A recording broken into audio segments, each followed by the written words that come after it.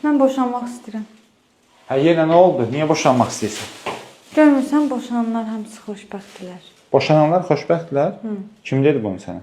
İndi mənim 2 dənə podruqam boşanıb, sonra xalam qızı boşanıbdı. Onların da 2 dənə sözünə yer açdı, biri psixoloq oldu. İndi Antalyada kef eləyirlər. Antalyada kef eləyirlər? Hə, 5 gündür oradadılar.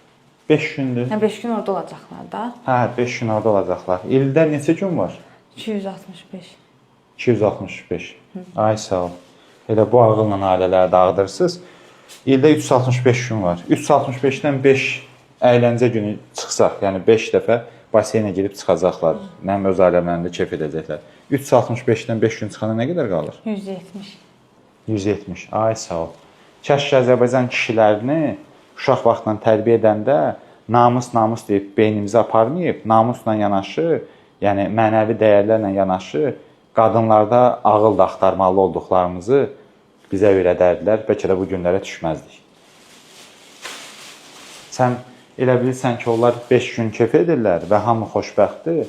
Boşanan qadınların çoxsunun, elə boşanan kişilərin çoxsunun da gecələr yalnız formada yastığı qucaqladığını, göstərişdən fərqli olaraq realda nə yaşadıqlarını sən bilmirsən. Bilsəydin, o sözü hər dəfə ağzına almazdın.